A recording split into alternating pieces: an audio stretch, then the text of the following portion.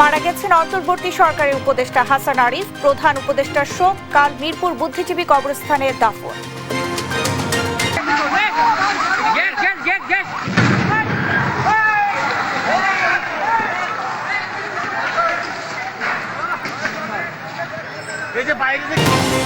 উত্তরার রেস্তোরাঁয় লাগা আগুন 4 ঘন্টা পর নিয়ন্ত্রণে, 7 জন জীবিত উদ্ধার। সিলিন্ডারের লিকেজ থেকে লেগেছে আগুন।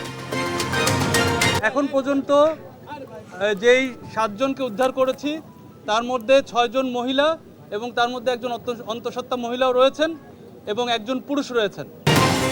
অন্তর্বর্তী সরকারকে মেপে চলার আহ্বান বিএনপির। সংস্কারের নামে জনপ্রতিনিধির হাতে ক্ষমতা হস্তান্তরে বিলম্ব চায় না জনগণ।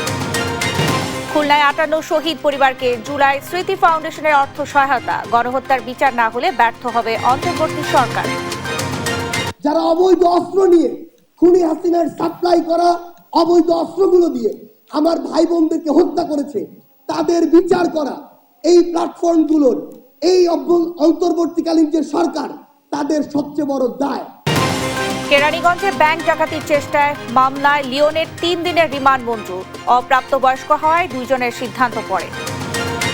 ইস্তেমা ময়দানে সংঘর্ষে 4 জন হত্যার ঘটনা, টঙ্গী পশ্চিম থানায় মামলা। সাতপন্থী নেতা মুফতি মুয়াজ বিন নূর গ্রেফতার। এবং হাতাহাতির ঘটনায় রাহুল গান্ধীর বিরুদ্ধে 3 মামলা। প্রতিবাদে কংগ্রেস নেতাদের বিক্ষোভ। সন্ত্রাসী কর্মকাণ্ড দাবি বিজেপি।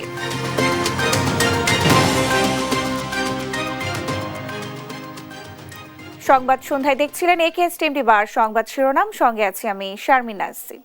অন্তর্বর্তী সরকারের বিমান ও পর্যটন এবং ভূমি উপদেষ্টা AFM হাসান আরিফ মারা গেছেন। শুক্রবার হৃদরোগে আক্রান্ত হয়ে মারা যান তিনি।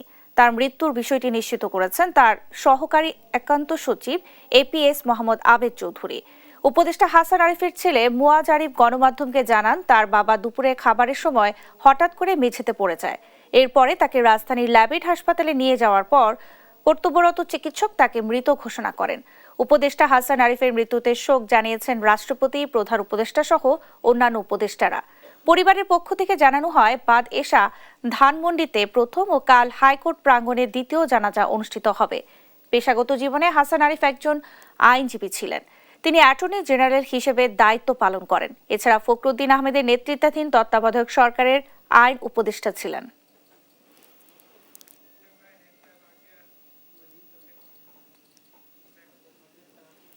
অন্তর্বর্তী সরকারের বিমান ও পর্যটন এবং ভূমি উপদেষ্টা AFM হাসান আরিফ মারা গেছেন। রাজধানী ধানমন্ডির 7 মসজিদে অনুষ্ঠিত হয়েছে তার প্রথম জানাজা।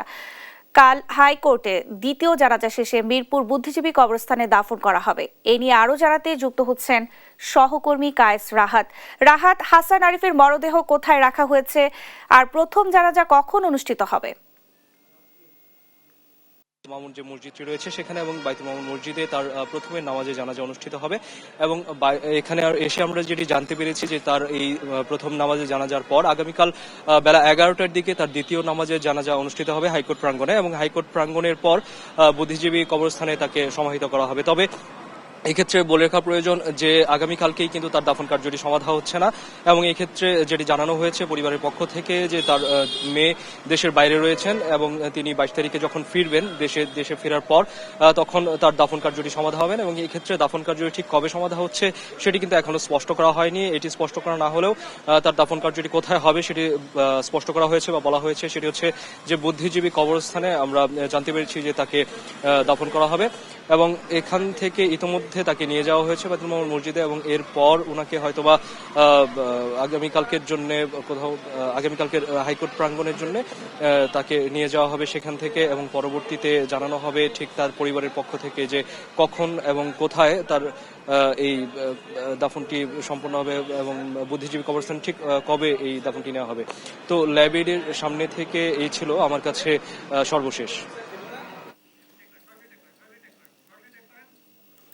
রাহাত, আপনাকে ধন্যবাদ। দর্শক, ধানমন্ডি ল্যাবেড হসপিটাল থেকে আমাদের সঙ্গে যুক্ত হয়েছিলেন সহকর্মী কায়েস রাহাত। রাজধানীর উত্তরের একটি রেস্তোরাঁয় অগ্নিকাণ্ডের ঘটনা ঘটেছে। শুক্রবার সকাল 10টায় লাগা আগুন ফায়ার সার্ভিসের 12টি ইউনিটের 4 ঘন্টার চেষ্টায় নিয়ন্ত্রণে আসে। এই ঘটনায় জীবিত উদ্ধার করা হয়েছে 7 জনকে। রেস্টুরেন্টের গ্যাস সিলিন্ডারের লিকেজ থেকে এই অগ্নিকাণ্ডের সূত্রপাত বলছে ফায়ার সার্ভিস। তবে এই ঘটনায় আলামত নষ্টের চেষ্টার সময় একজনকে আটক করেছে পুলিশ। বিস্তারিত প্রতিবেদনে। শুক্রবার সকাল 10:30 হঠাৎই রাজধানীর উত্তরার 12 নম্বর সেক্টরের 6তলা ভবনটির নিচতলার লাভলিন রেস্তোরাঁয় বিকট শব্দে বিস্ফোরণ। মুহূর্তে আগুনের লেলিহান শিখা আর কালো ধোঁয়ায় আচ্ছন্ন হয়ে যায় পুরো ভবন। খবর পেয়ে ছুটে আসে একে একে ফায়ার সার্ভিসের 12টি ইউনিট। ভবনটির আধুনিক অগ্নি নির্বাপন ব্যবস্থা না থাকায় বেগ পোহাতে হয় ফায়ার সার্ভিসকে। পরে দীর্ঘ 4 ঘন্টার চেষ্টায় নিয়ন্ত্রণে আসে আগুন। স্থানীয়দের অভিযোগ, সিএনজি গ্যাস দিয়ে রেস্তোরাঁয় রান্নাবান্না কাজ করায় এই আগুনের সূত্রপাত। আগুনের সূত্রপাত হয়েছে আপনার নিচ থেকে, রেস্টুরেন্ট থেকে। এখান থেকে শুরু করে একদম ওনারা আবার সাথে সাথে ফায়ার সার্ভিসকে খবর দিয়েছিল। কয়েকটা প্রতিষ্ঠান আছে, জিম, এরপর আবার পার্লার, আরও কয়েকটা আছে, ওই যে উপরে লেখা আছে। তাই এভাবে আর কি আগুনটা ছড়িয়ে গেছে। প্রথম একটা গ্যাস সিলিন্ডার আপনার ব্রাস্ট হয়েছে, হওয়ার 5-6 মিনিট পরে আরো 2টা গ্যাস সিলিন্ডার ব্রাস্ট হয়েছে। আমরা তো ছিলাম কিচেন রুমে, ঠিক আছে, আগুনটা লাগছে হলো এই যে সামনে রুটি পরোটা স্ট্যান্ড, এখানে গ্যাস সিলিন্ডার বাস্টে আগুনটা লাগছে। ফায়ার সার্ভিস বলছে ভবনটি সম্পূর্ণ ঝুঁকিপূর্ণ ছিল। অগ্নি নির্বাপক ব্যবস্থার পাশাপাশি ছিল না কোনো ফায়ার এক্সিট। এ ঘটনায় ভবনটি থেকে 6 জন নারী সহ 7 জনকে জীবিত উদ্ধার করা হয়। আমরা এখন পর্যন্ত যেই 7 জনকে উদ্ধার করেছি তার মধ্যে 6 জন মহিলা এবং তার মধ্যে একজন অন্তঃসত্ত্বা মহিলাও রয়েছেন এবং একজন পুরুষ রয়েছেন। এদিকে অগ্নিকাণ্ডের ঘটনায় আলামত নষ্টের সময় রেস্তোরাঁর এক কর্মচারীকে আটক করেছে পুলিশ। ভবন মালিক ও রেস্তোরাঁর মালিকের বিরুদ্ধে আইনগত ব্যবস্থা নেওয়ার কথা জানান পুলিশ। আমরা আলামত নষ্টের চেষ্টা করছিল, তাকে আটক করেছি এবং এ ব্যাপারে আমরা তদন্ত করে পরবর্তীতে আইনগত ব্যবস্থা গ্রহণ করি। ভবনের মালিক শুনেছি সাবেক এমপি সাহেবের আত্মীয় স্বজন। আমরা এ ব্যাপারেও আমরা অভিযান পরিচালনা করব। নিয়াজ মোরশেদ, দেশ টিভি, ঢাকা। অন্তর্বর্তী সরকারকে মেপে চলার আহ্বান জানিয়েছেন বিএনপির সিনিয়র যুগ্ম মহাসচিব রুহুল কবির রিজভী। বলেছেন, কোনো ভুল হলে ইতিহাস ক্ষমা করবে না। বিপন্ন হবে দেশের স্বাধীনতা, সার্বভৌমত্ব। আর সংস্কারের নামে নির্বাচনের মাধ্যমে জনপ্রতিনিধিদের হাতে ক্ষমতা হস্তান্তরে বিলম্ব দেশের মানুষ প্রত্যাশা করে না বলেও মন্তব্য করেছেন বিএনপির চেয়ারপারসনের উপদেষ্টা জয়নুল আবদিন ফারুক। সাইফুল রিপনের প্রতিবেদন। শুক্রবার রাজধানীর মোহাম্মদপুরের কাটাসুর এলাকায় 2024-এর ছাত্র জনতার অভ্যুত্থানে নিহতদের স্বজন ও আহতদের সাথে সাক্ষাৎ করে আমরা বিএনপি পরিবার। এ সময় ক্ষতিগ্রস্তদের হাতে আর্থিক সহায়তা তুলে দেয় সংগঠনটি। প্রধান অতিথির বক্তব্যে বিএনপির সিনিয়র যুগ্ম মহাসচিব রুহুল কবির রিজভী বলেন, 71, 75-এর 7 নভেম্বর, 90-এর গণ অভ্যুত্থান, 24-এর ছাত্র জনতার অভ্যুত্থান সহ দেশের সব অর্জনের গর্বের দাবিদার বিএনপি। এ দলের সাথে ছল চাতুরি করে কোনো লাভ হবে না। এই বিএনপিকে কখনো মাথা নোয়াতে পারবেন না। বিএনপির সাথে ছল চাতুরি করে কোনো লাভ হবে না। অন্তর্বর্তীকালীন সরকারকেও অত্যন্ত মেপে মেপে পা ফেলতে হবে। যদি ভুল হয় তাহলে কিন্তু ইতিহাস যেমন দেশের ভেতর থেকে ক্ষমা করবে না, বাইরের শত্রুরাও কিন্তু আমাদের কাউকেও ক্ষমা করবে না। এবং এই ক্ষমা না করতে গিয়ে আমাদের স্বাধীনতা বিপন্ন হবে, আমাদের সার্বভৌমত্ব বিপন্ন হবে, আমাদের দেশ হিসেবে টিকে থাকা বিপন্ন হবে। রিজভী বলেন, রাজনৈতিক দল গঠনের অধিকার সবার আছে, তবে রাষ্ট্রীয় পৃষ্ঠপোষকতায় কোনো রাজনৈতিক দল হলে গ্রহণযোগ্যতা হারাবে অন্তর্বর্তী সরকার। জাতীয় নাগরিক কমিটির এই নামে একটি রাজনৈতিক দল করা হচ্ছে, ঠিক ভালো কথা। রাজনৈতিক দল করার অধিকার সবার আছে, কিন্তু কেউ যদি গণতান্ত্রিক আন্দোলনের শেয়ার হোল্ডার হন, গণতন্ত্র যে একটি সমাজকে এগিয়ে নিয়ে যাওয়ার জন্য কিছু প্রত্যয় তৈরি করে, সেইটাকে শ্রদ্ধা করতে হবে। রাষ্ট্রের পৃষ্ঠপোষকতায় কোনো দলকে গঠন করার প্রক্রিয়া যদি হয়, তাহলে যে ক্রেডিবিলিটি এই সরকারের, সেই ক্রেডিবিলিটি কিন্তু নষ্ট হবে। এদিকে জাতীয় প্রেস ক্লাবে আয়োজিত এক আলোচনা সভায় অংশ নিয়ে অবিলম্বে নির্বাচনের রোডম্যাপ ঘোষণার দাবি করেন বিএনপি চেয়ারপারসনের উপদেষ্টা জয়নুল আবদিন ফারুক। অনুগ্রহ করে রোড ম্যাপ সুনির্দিষ্ট দিয়ে দেন, নির্বাচনের তারিখ ঘোষণা করে দেন। কে কি বললো এটাতে কিছু আসে যায় না। জনপ্রতিনিধিরাই ঠিক করবে কোনটা পুরোপুরি সংস্কার হবে, কোনটা হবে না। সাইফুল রিপন, দেশ টিভি, ঢাকা। জুলাই আগস্টে হত্যায় জড়িতদের বিচার করা না গেলে অন্তর্বর্তী সরকার ব্যর্থ হবে বলে মন্তব্য করেছেন জুলাই শহীদ স্মৃতি ফাউন্ডেশনের সাধারণ সম্পাদক সার্জিস আলম। তিনি বলেন, জুলাই আগস্টে হত্যার সঙ্গে যারা জড়িত তাদের বিচার করা অন্তর্বর্তী সরকারের সবচেয়ে বড় দায়। শুক্রবার খুলনায় জুলাই অভ্যুত্থানে শহীদদের পরিবারকে আর্থিক সহায়তা প্রদান অনুষ্ঠানে তিনি একথা বলেন। এ সময় 58 শহীদ পরিবারকে আর্থিক সহায়তা দেয়া হয়। সহকর্মী নূর ইসলাম রকির রিপোর্ট, জানাচ্ছেন আপন অপু। শুক্রবার সকালে খুলনা জেলা শিল্পকলা একাডেমিতে মিলিত হন জুলাই অভ্যুত্থানে শহীদদের পরিবারের সদস্যরা। এ সময় স্মৃতিচারণ করেন জুলাই আগস্টের শহীদদের। শহীদুর রহমান রানা, উনি আশুলিয়া ভাই পেলে গুলিবিদ্ধ হয়ে মারা গেছে 5 আগস্ট। একসাথে খাবো, আমার ছেলে চলে গেল, যে আমি কিছুক্ষণ পর শুনতে পারি আমার ছেলে নেই।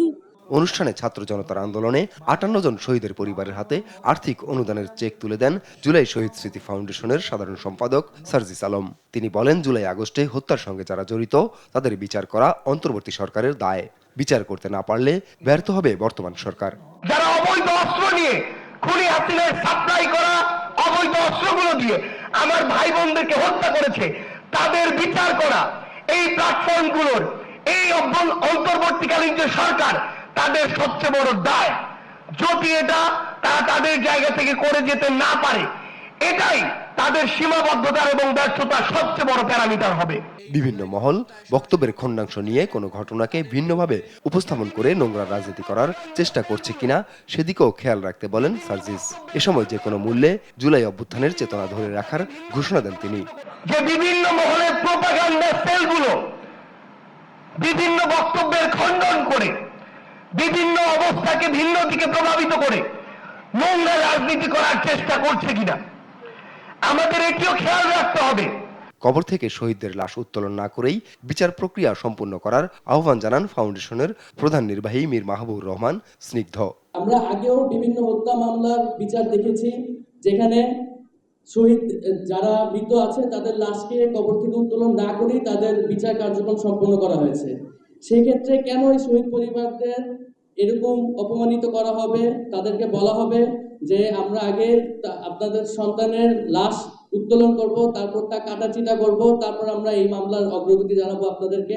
এর আগে চট্টগ্রাম, সিলেট, রংপুর, রাজশাহী, বরিশাল সহ কয়েকটি বিভাগে শহীদদের পরিবারকে অর্থ সহায়তা দেয় জুলাই শহীদ স্মৃতি ফাউন্ডেশন। নিউজ ডেস্ক, দেশ টিভি।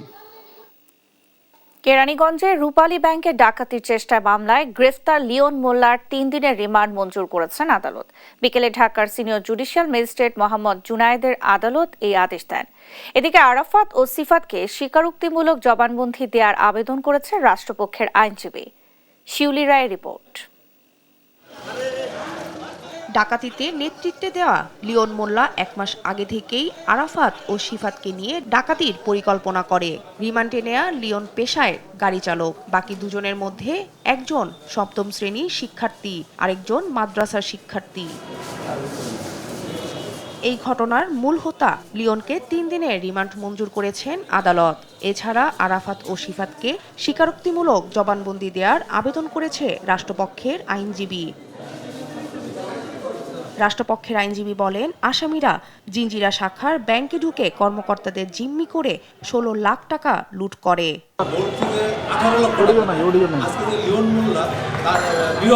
তার কাছ থেকে 16 লক্ষ টাকা উদ্ধার হয় এবং তারা সেখানে যে পিস্তলগুলা প্লাস্টিকের পিস্তল ইউজ করলেও সেই পিস্তলগুলো দেখে বোঝার উপায় নেই এগুলা আপনার প্লাস্টিকের পিস্তল।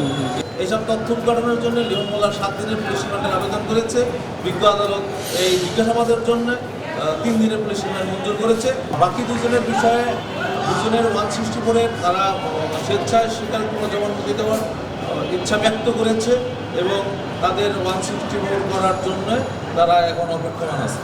বৃহস্পতিবার কেরানীগঞ্জে রূপালী ব্যাংকের জিঞ্জিরা শাখায় ডাকাতির চেষ্টা করে লিওন সহ 3 জন। এই সময় ব্যাংকের কর্মকর্তা কর্মচারী সহ গ্রাহকদের জিম্মি করে মুক্তিপণ দাবি করে তারা। যৌথ বাহিনীর 3.5 ঘন্টা অভিযান শেষে আত্মসমর্পণ করে এই ডাকাত দল। শিউলি রায়, দেশ টিভি, ঢাকা। টঙ্গী ইজতেমা ময়দানে সংঘর্ষ ও 4 জন নিহতের ঘটনায় করা মামলায় তাবলিগ জামাতের মাওলানা সাদ কান্দলভি অনুসারী মুফতি মুয়াজ বিন নূরকে গ্রেফতার করেছে গাজীপুর মেট্রোপলিটন পুলিশ। শুক্রবার সকালে বিষয়টি নিশ্চিত করেন টঙ্গী পশ্চিম থানার ভারপ্রাপ্ত কর্মকর্তা ইস্কান্দার হাবিবুর রহমান। এর আগে ইজতেমা মাঠে সংঘর্ষে 3 জন নিহতের ঘটনায় বৃহস্পতিবার সন্ধ্যায় মামলা করেন মাওলানা জুবায়ের অনুসারী SM আলম হোসেন। এতে 29 জনের নাম উল্লেখ করে অজ্ঞাতনামা কয়েকশো জনকে আসামি করা হয়েছে। মামলা দায়েরের পরপরই মুয়াজ বিন নূরকে রাজধানীর উত্তরা এলাকায় অভিযান চালিয়ে গ্রেফতার করে পুলিশ। কলকাতায় হত্যার শিকার ঝিনাইদহ 4 আসনের সাবেক MP আনোয়ারুল আজিম আনারের মরদেহের খণ্ডাংশের সঙ্গে তার মেয়ে মুমতারিন ফেরদৌস ডরিনের DNA মিলেছে। শুক্রবার পশ্চিমবঙ্গের অপরাধ তদন্ত বিভাগ CID সূত্র জানায়, আনোয়ারুল আজিম আনারের উদ্ধার করা মরদেহের খণ্ডাংশ ও হাড়ের সঙ্গে তার মেয়ে ডরিনের DNA মিলেছে। পশ্চিমবঙ্গ CIDর এক জ্যেষ্ঠ কর্মকর্তা জানান, নভেম্বরের শেষ দিকে ডরিন কলকাতায় গেলে DNA নমুনা নেওয়া হয়। DNA রিপোর্ট অনুযায়ী একটি খাল ও ফ্ল্যাটের পাশ থেকে উদ্ধার করা মাংসের টুকরা ও হাড়গুলো বাংলাদেশের সাবেক MP আনারের। MP আনার চলতি বছরের 12 মে পশ্চিমবঙ্গে গিয়ে নিখোঁজ হলে তদন্তে নামে পুলিশ। পরে 22 মে কলকাতা পুলিশ তাকে খুন করা হয়েছে বলে জানায়।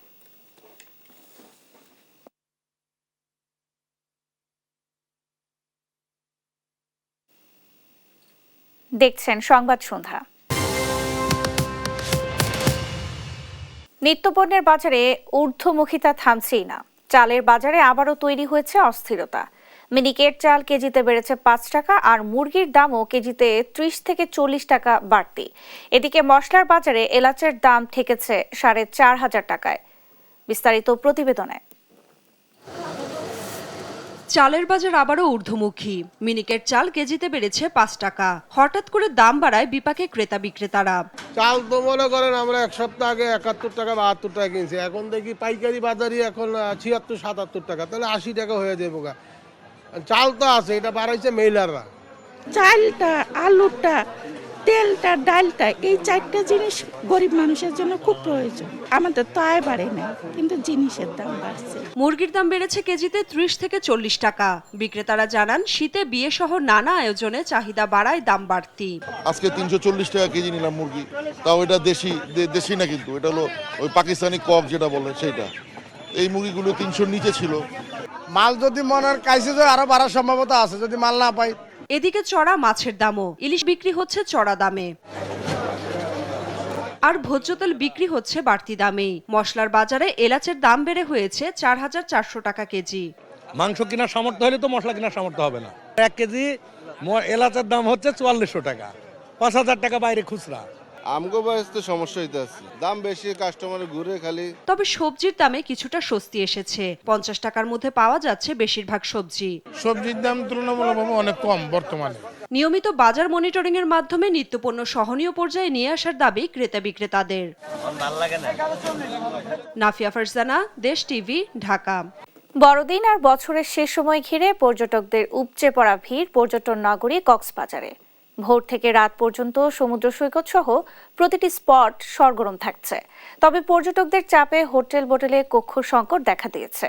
এই সুযোগে কোথাও কোথাও বাড়তি ভাড়া নেওয়ার অভিযোগ রয়েছে। এদিকে ভ্রমণপ্রেমীদের নিরাপত্তায় কাজ করছে ট্যুরিস্ট পুলিশ ও জেলা প্রশাসন। সহকর্মী সৌরভ দেবের পাঠানো প্রতিবেদন জানাচ্ছেন নুসরাত শোভা। বছরের শেষ সময়ে পরিবার পরিজন নিয়ে ভ্রমণে বের হচ্ছেন অনেকেই। তাই তো দেশের পর্যটন স্পটগুলো এখন পর্যটক সমাগমে সরগরম। এ সময়ে পর্যটকদের প্রথম আকর্ষণ দীর্ঘতম সমুদ্র সৈকত কক্সবাজার। ভরা মৌসুমে উপচে পড়া ভিড় সৈকতের প্রতিটি পয়েন্টে। কয়েকদিন ধরেই সমুদ্র সৈকতের বিভিন্ন পয়েন্টে পর্যটকদের ব্যাপক সমাগম লক্ষণীয়, যেন কোথাও তিল ধারণের ঠাঁই নেই। আত্মীয়, পরিবার ও বন্ধু-বান্ধব নিয়ে চমৎকার সময় পার করছেন ভ্রমণ পিপাসুরা। স্মৃতির ডায়েরিতে যুক্ত করছেন নতুন পাতা। বছরই আছে, এবার অনেক কিছু ভালো লাগছে। আমার মেয়েকে নিয়ে আসছি। আমি, আমার ওয়াইফ, আমার ওয়াইফের বোন জামাই সবাই মিলে আসছি আর কি। আমরা হোটেল বুক করে আসছি ঢাকা থেকে, এখানে আনন্দ করবো, গোসল করবো, ঘুরবো ফিরবো। এদিকে অগ্রিম বুকিং দিয়ে না আসায় এ সময় হোটেল কক্ষ পেতে বিপাকে পড়ছেন কেউ কেউ। হোটেল মোটেলে থাকার জায়গা না পেয়ে অনেকেই সৈকতে ঘুরেই ফিরে যাচ্ছেন। এখানে হোটেল পাওয়া মানে খুবই টাফ, পাওয়া যাচ্ছে না, বললেই চলে। ফ্যামিলি আসছে তো, দুটো ফ্যামিলি, দুটো কাপড়, বাচ্চা কাচ্চা সহ, তো আমাদের আগাম বুকিং দেওয়া উচিত ছিল। হোটেল ব্যবসায়ীরা জানান জানুয়ারির প্রথম সপ্তাহ পর্যন্ত এই চাপ থাকবে, বিশেষ করে 31st নাইট ঘিরে কোথাও খালি নেই কক্ষ। 28 তারিখ পর্যন্ত কোনো রুম নেই, পুরোপুরি আমরা ফুললি বুকড। আমাদের 100% বুকিং এবং এই বুকিংটা কন্টিনিউ 31st পর্যন্ত থাকবে, এটা আমরা আশাবাদী। আমাদের হোটেলটা হচ্ছে কক্সবাজারের প্রাণ কেন্দ্রে অবস্থিত, সমুদ্রের একেবারে পাড়ে, তো আমাদের টোটাল রুমটা সবসময় বুক থাকে। সৈকত এলাকায় সমুদ্র স্নান করতে গিয়ে কেউ যেন দুর্ঘটনায় না পড়ে তা দেখভাল করছে লাইফগার্ড কর্মীরা। তবে অতিরিক্ত চাপে তারাও হিমশিম খাচ্ছে। ভুক্তকালে পড়লে সাথে না জানার কারণে আমাদের একটু কষ্ট হচ্ছে তাদের হেল্প করতে। এদিকে পর্যটকদের জন্য 3 স্তরের নিরাপত্তা নিয়েছে ট্যুরিস্ট পুলিশ। হয়রানির কোনো অভিযোগ পেলেই নেওয়া হবে তাৎক্ষণিক ব্যবস্থা। নিউজ ডেস্ক, দেশ টিভি। দেখছেন সংবাদ সন্ধ্যা। বিক্ষোভে উত্তাল ভারতের পার্লামেন্ট চত্বর। বিজেপি কংগ্রেসের হাতাহাতির ঘটনায় রাহুল গান্ধীর বিরুদ্ধে দায়ের করা হয়েছে 3টি মামলা। ক্ষমতাসীন দলের অভিযোগ, 2001 সালে ভারতের সংসদে পাকিস্তানি জঙ্গিরা যেভাবে হামলা চালায় একইভাবে আইন প্রণেতাদের উপর আক্রমণ করেন রাহুল। এইসব ঘটনায় দেশটির রাজনীতিতে বইছে উত্তেজনা। নীরব দাসের রিপোর্ট। পার্লামেন্ট চত্বরে ভারতের প্রধান বিরোধী দল কংগ্রেসের প্রতিবাদে উত্তাল। শুক্রবার বিজেপির বিরুদ্ধে এ সমাবেশে অংশ নেন রাহুল ও এমপি প্রিয়াঙ্কা গান্ধী এবং তাদের সমর্থকরা। এ সময় রাহুল গান্ধীর বিরুদ্ধে দায়ের করা বিজেপির মামলাকে সাজানো ও পূর্ব পরিকল্পিত ষড়যন্ত্র দাবি করেন কংগ্রেস নেতারা। গতকাল সংসদ প্রাঙ্গণে দুপক্ষের প্রতিবাদ পাল্টা প্রতিবাদ রূপ নেয় সংঘাতে। এতে হাতাহাতির এক পর্যায়ে রাহুল গান্ধীর ধাক্কায় আহত হন 2 বিজেপি নেতা, এমপি প্রতাপ সারেঙ্গি ও মুকেশ রাজপুত। এতে কংগ্রেস নেতা রাহুলের বিরুদ্ধে হামলা, উস্কানি ও হত্যা চেষ্টার 3টি মামলা দেয়া হয়। ভারতীয় বার্তা সংস্থা এএনআই জানায়, তার এসব মামলার তদন্তের দায়িত্ব পেয়েছে ভারতীয় অপরাধ তদন্ত বিভাগ।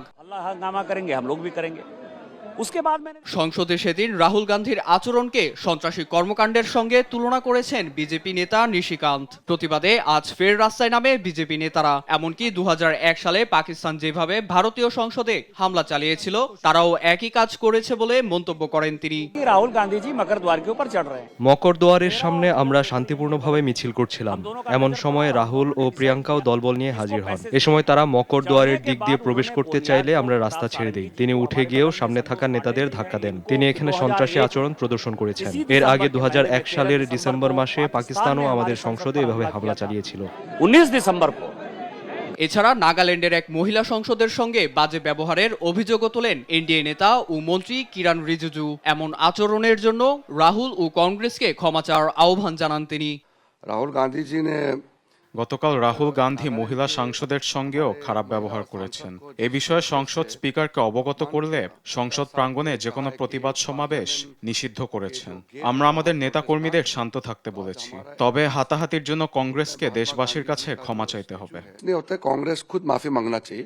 অন্যদিকে সংসদ প্রাঙ্গণে পার্টি প্রেসিডেন্ট মাল্লিকার্জুন খার্গের সঙ্গে অসৎ আচরণের দায়ে বিজেপির বিরুদ্ধে দিল্লি থানায় অভিযোগ করে কংগ্রেস। এতে ভারতের বৃহৎ রাজনৈতিক দল দুটির রেষারেষি নিয়েই আজ শেষ হচ্ছে দেশটির এ বছরের সংসদ অধিবেশন। নীরব দাস, নিউজ ডেস্ক, দেশ টিভি। দেখছেন সংবাদ সন্ধ্যা।